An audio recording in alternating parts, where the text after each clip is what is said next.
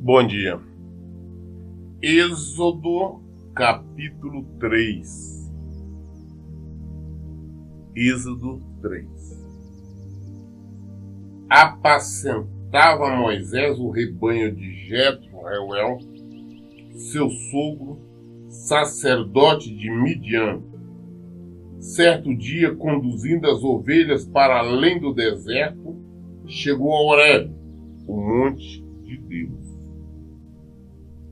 Ali o anjo do Senhor se revelou a ele numa chama de fogo que saía do meio de uma sarça. Moisés observou e eis que a sarça ardia no fogo, contudo não era consumido pelas chamas.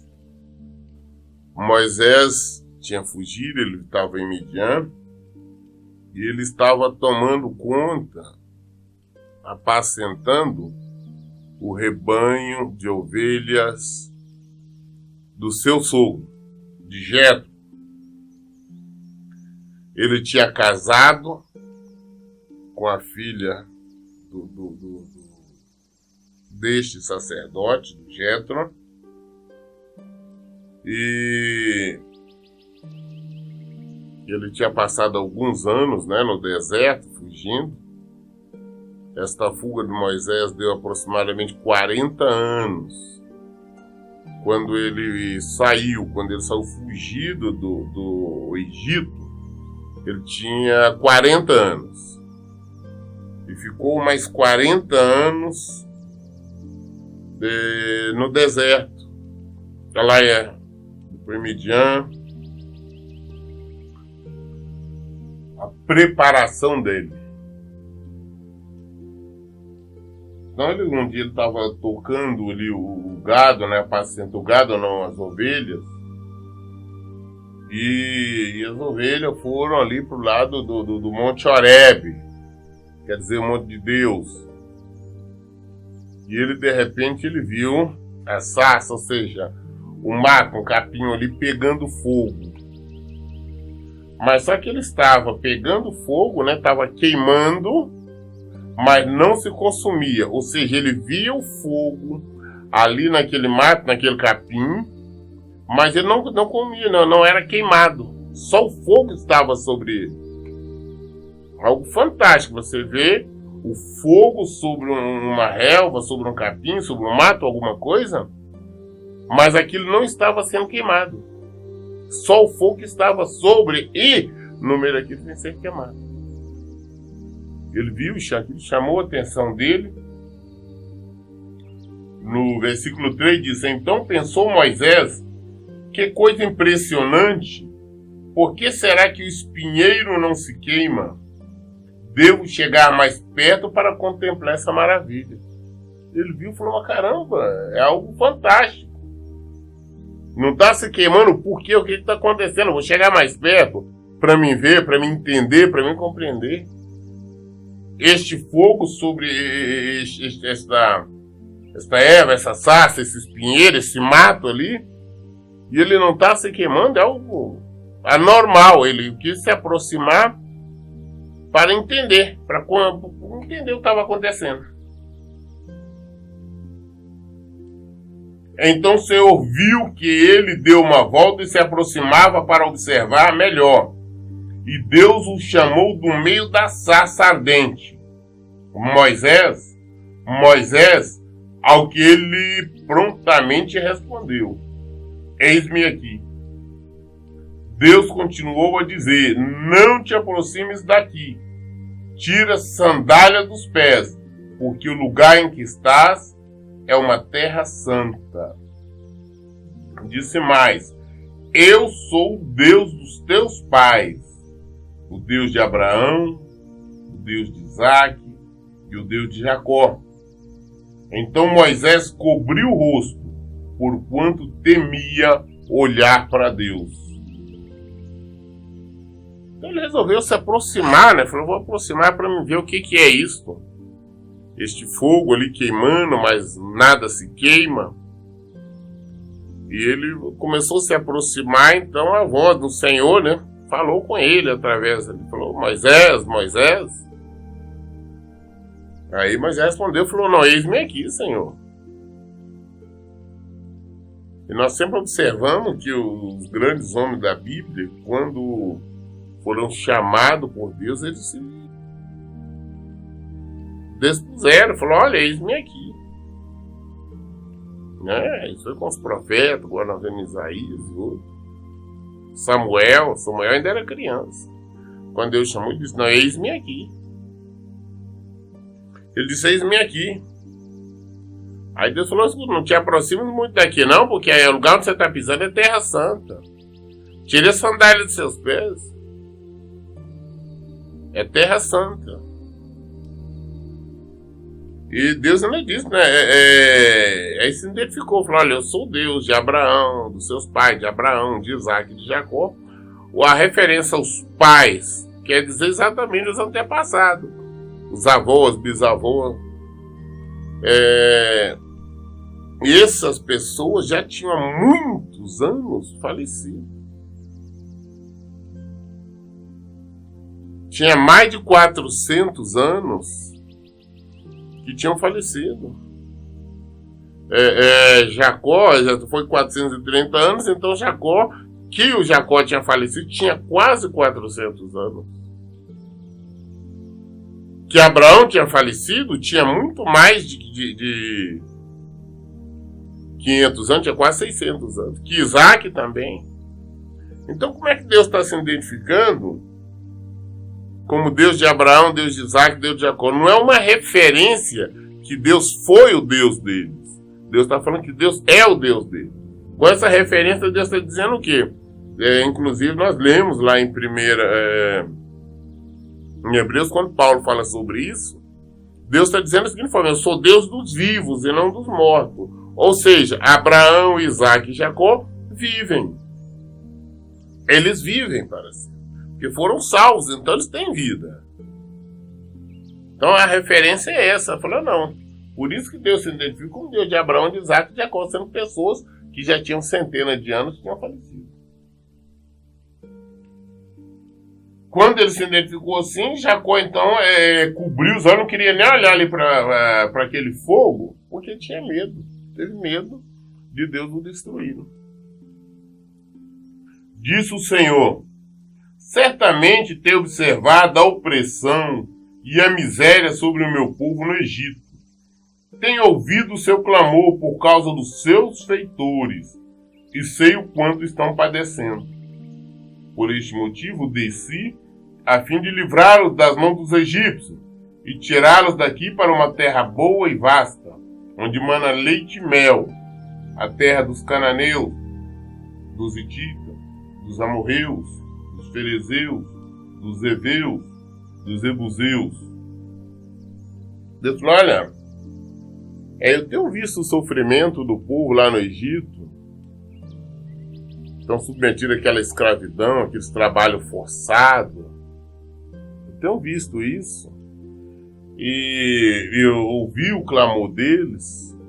Por isso que eu vim agora para libertá-los, conduzi-los, dar para eles uma terra boa. Quando a Bíblia fala terra que mana leite, mel, quer dizer exatamente isso, porque Israel, Canaã, era uma terra que produzia tinha bons pastos, consequentemente as vacas davam muito leite. E também muitas flores, que por esse motivo que as abelhas produziam mel. E nós vemos várias referências, nós vamos ver em situações quando faz a referência ao mel ali de Israel. Então quando fala terra que produzia leite e mel, exatamente por isso, uma terra que produzia uma variedade grande de plantas, que tinham suas flores, que atraía as abelhas e elas, consequentemente, elas produzem mel. E as vacas, o seu leite. Inclusive em Baçã, para a região das vacas bonitas, farta em leite, tem várias referências na Bíblia sobre as vacas de Baçã. Então isso quer dizer, o porquê a terra que mana leite e mel, mostrando a fartura da terra. E então Deus está falando, eu vou tirar você, este povo hebreu, eu vou levar eles, colocar eles na terra que hoje pertence aos hititas, aos amorreus, ferezeus, heveus, jebuseus, outros, porque Deus ia desalojá-los.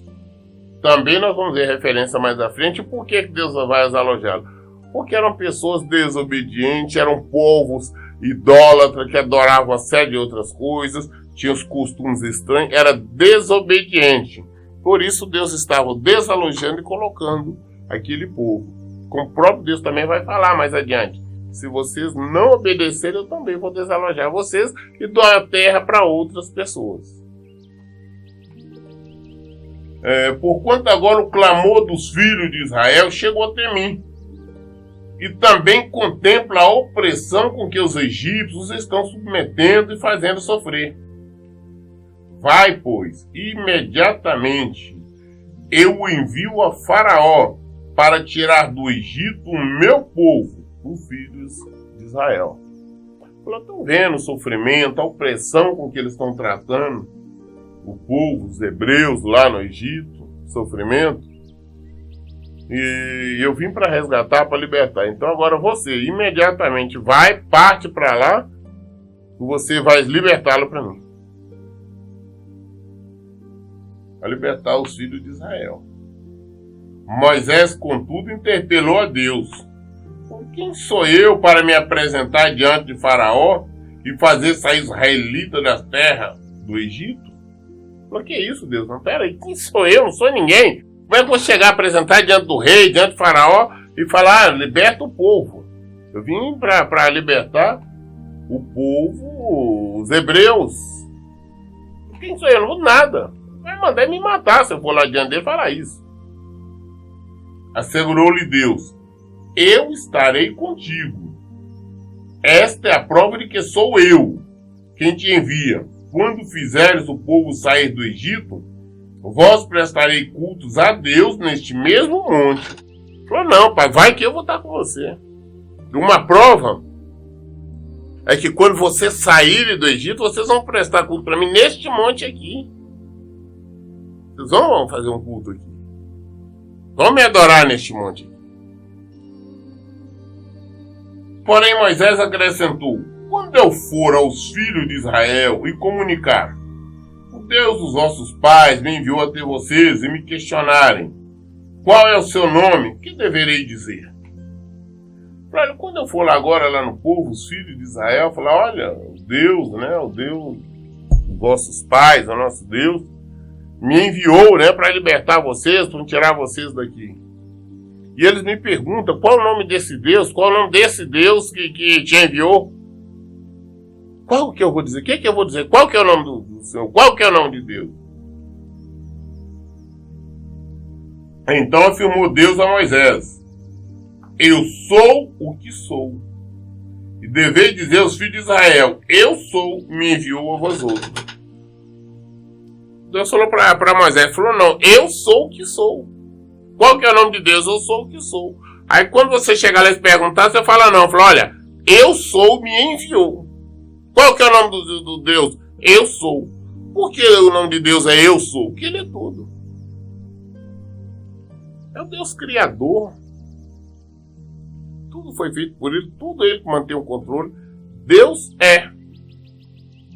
Quando Deus fala eu sou, exatamente como está lá em Apocalipse. Eu sou o início, eu sou o fim.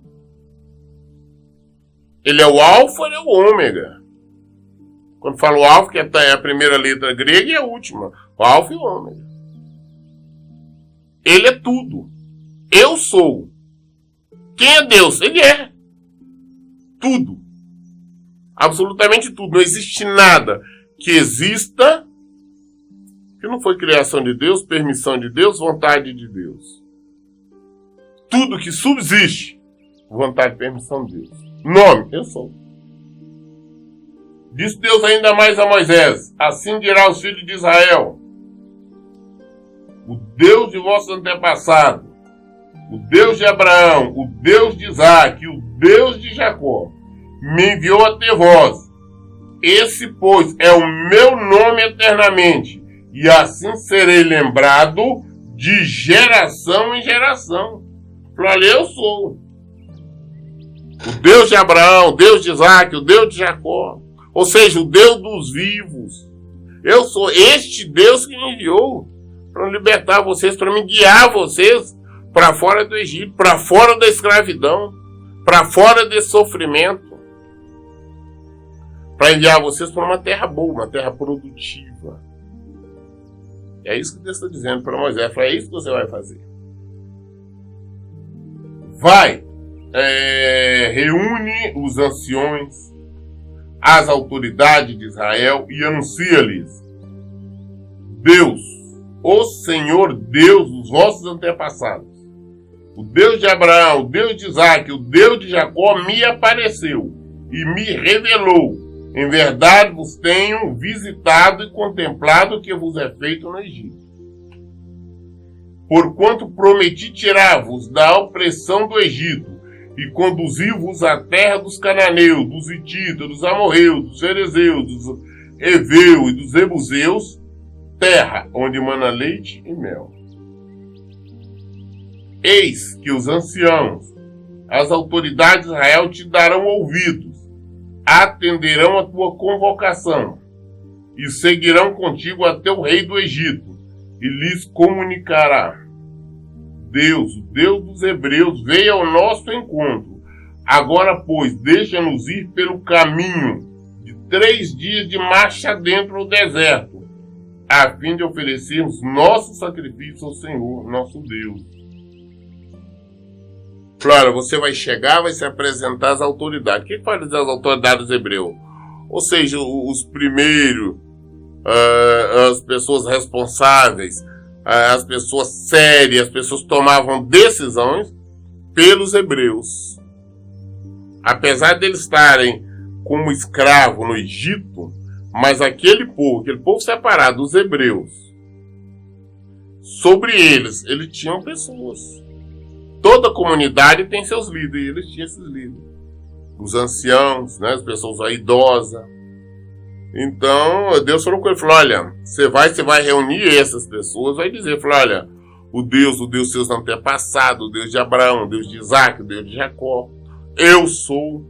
Ele me enviou, ele me apareceu no caminho, ele me enviou para que nós tirássemos, guiar o povo para fora aqui do Egito, da escravidão. Então essas pessoas, eles vão te acompanhar ao faraó, ao rei, vocês vão falar isso com ele, vai falar, olha, o nosso Deus apareceu e nós queremos que o povo de Israel saia para nós caminharmos durante 3 dias, ou seja, uma distância de 3 dias de marcha dentro pelo deserto, para poder oferecer sacrifício, adoração, ou seja, um culto a Deus. Falei, é isso que você tem que fazer, Moisés. E Deus não continua falando. Falou, por quanto? Porque ele já tinha feito esta promessa de tirar o povo desta opressão do Egito. Deus já está falando que o povo sabe que os anciãos, né, as autoridades dos hebreus vão ouvir e vão acompanhar nessa missão. Mas ele disse aqui no 19, contudo, eu sei que o rei do Egito não permitirá que saia das suas terras, a não ser que uma mão poderosa e forte, a não ser que seja impulsionado por uma mão poderosa e forte. Por esse motivo, estenderei a minha mão e ferirei todo o Egito com os prodígios que realizarei no meio dos egípcios. Somente depois destes portentosos eventos é que Faraó os deixará partir. Vocês vão apresentar, pedir para eu sair, mas eu já sei que eles não vão deixar os hebreus sair. Ele não vai deixar os povos sair. Entretanto, isso só vai acontecer quando ele for realmente impulsionado por uma mão forte. Então vai ser quando eu vou operar os prodígios no meio deles, sinais, como nós sabemos que ele fez, e só depois disso então que ele vai deixar sair. Farei ainda que os egípcios tenham boa vontade para com os israelitas, de modo que quando sairdes não será de mão vazia. todas as filhas de Israel pedirão às suas vizinhas e às mulheres que estiverem hospedando em casa objetos de prata e de ouro, joias e toda espécie de vestimentas que porei sobre os vossos filhos e sobre as vossas filhas, e despojareis os egípcios. Olha, ainda vai ser mais ainda. Depois que eu operar os sinais, os prodígios, vocês vão sair de lá, os israelitas vão sair, não vão sair de mão vazia, não. Vocês vão pedir, toda mulher vão pedir o vizinho, a vizinha, joias, ouro, vasilha, roupas, pedir tudo, eles vão dar para vocês, os filhos, e eles vão estar dispostos a dar para ficar livre de vocês.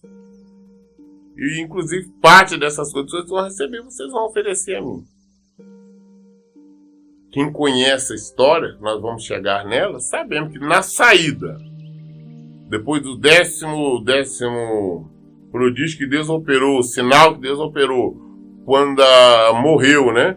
Todos os filhos primeiro, né, os primogênitos dos egípcios, o povo de Israel, as mulheres pediram, os vizinhos, vizinhas, todas elas coisas de ouro, elas estavam dando, não, leva, saiam daqui, leva, saiam daqui. Aconteceu exatamente o que Deus tinha falado.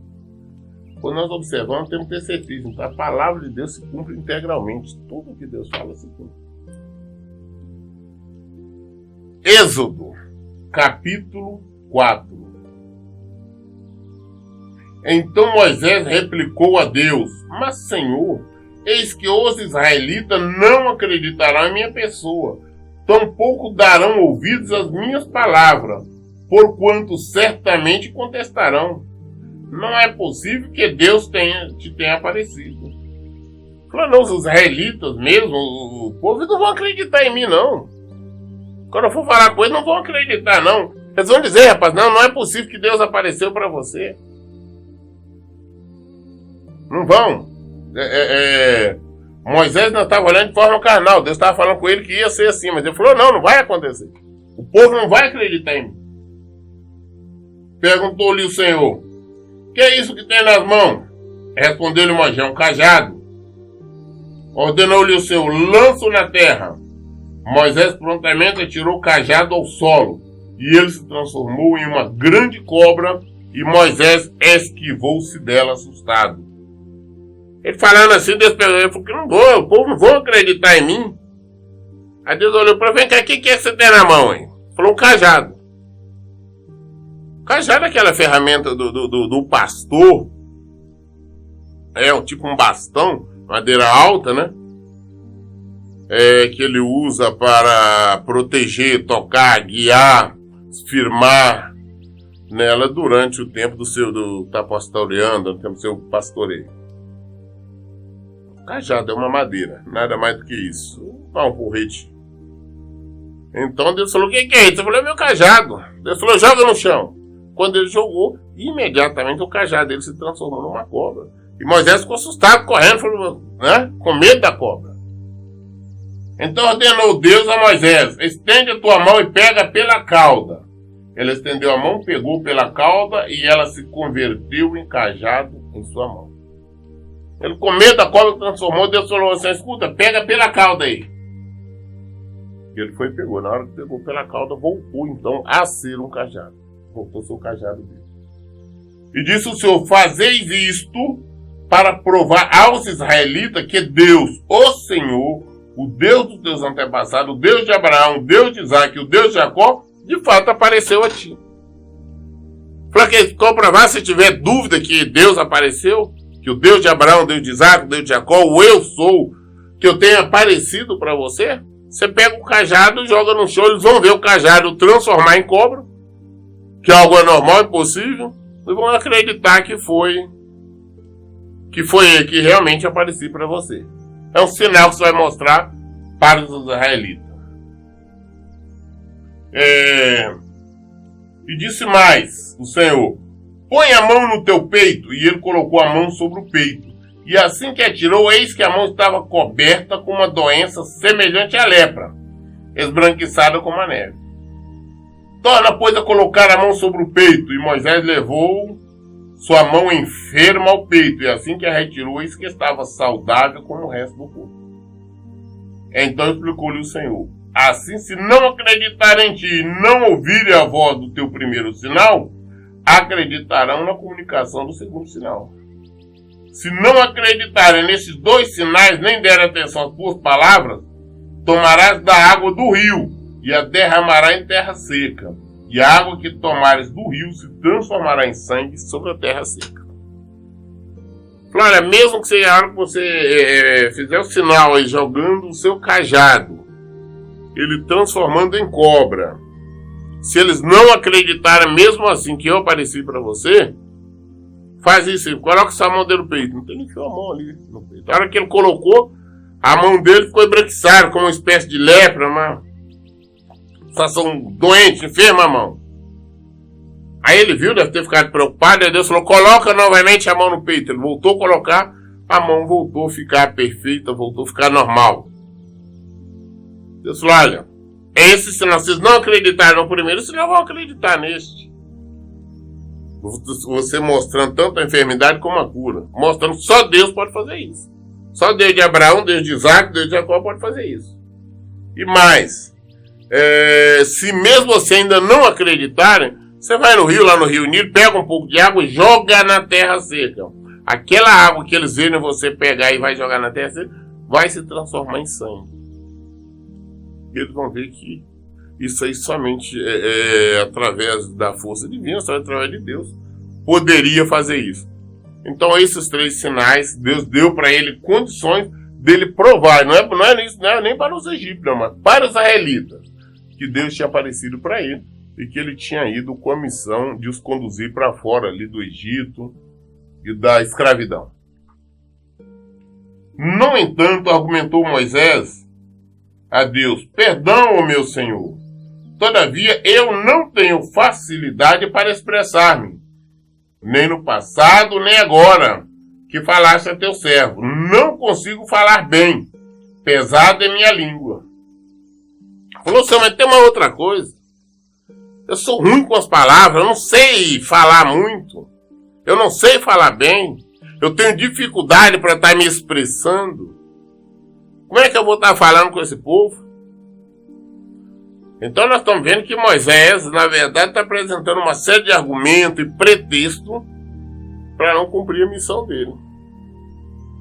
Está se recusando. Ah não, eu não consigo falar, eu tenho dificuldade para estar falando, para estar me expressando, minha língua é pesada, eu nem no passado nem agora, eu nunca tive o dom da fala, eu nunca tive o dom da palavra.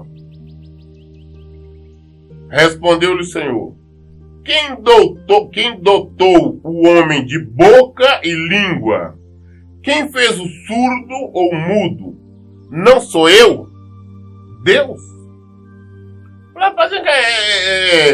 Quem é que dotou o homem de boca e língua? Quem colocou boca, língua no homem?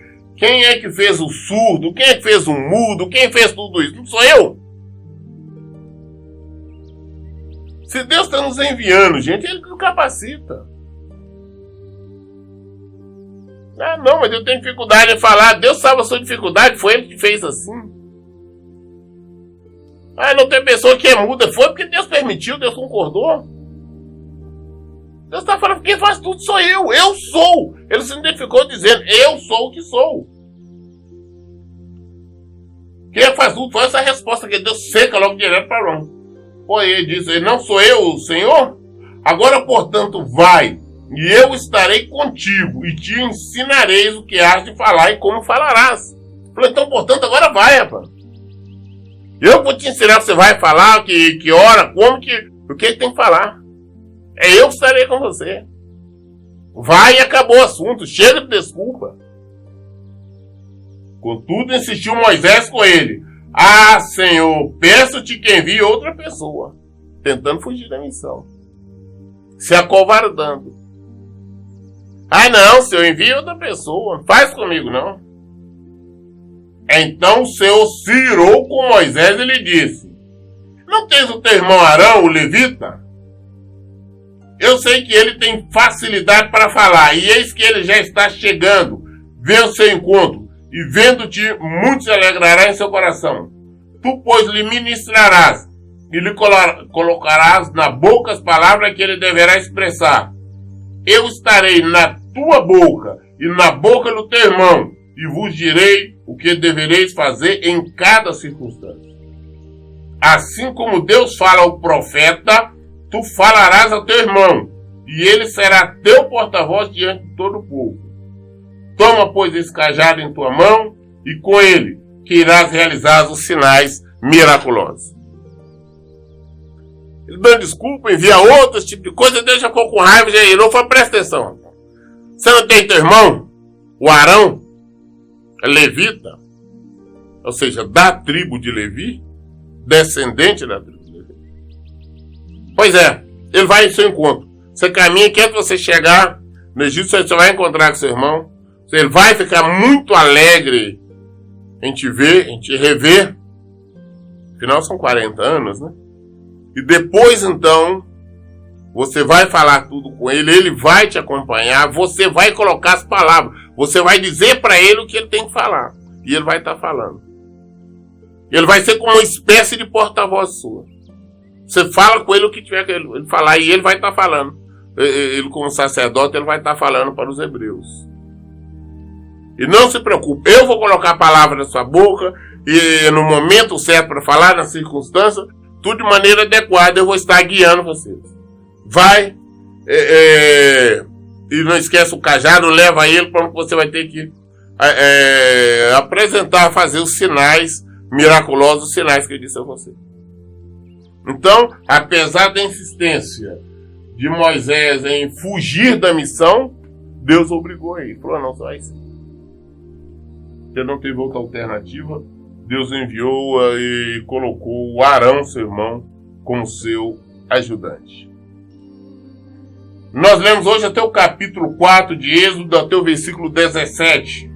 Amanhã, querendo Deus, sendo sua vontade, estaremos dando continuidade a partir do versículo 18. As respostas, o entendimento, a Bíblia toda está aqui, na palavra. A história do povo de Deus. Aqui que nós encontramos. Por isso que eu digo, leia e pratique a Bíblia. Que Deus abençoe. Tenha um bom dia.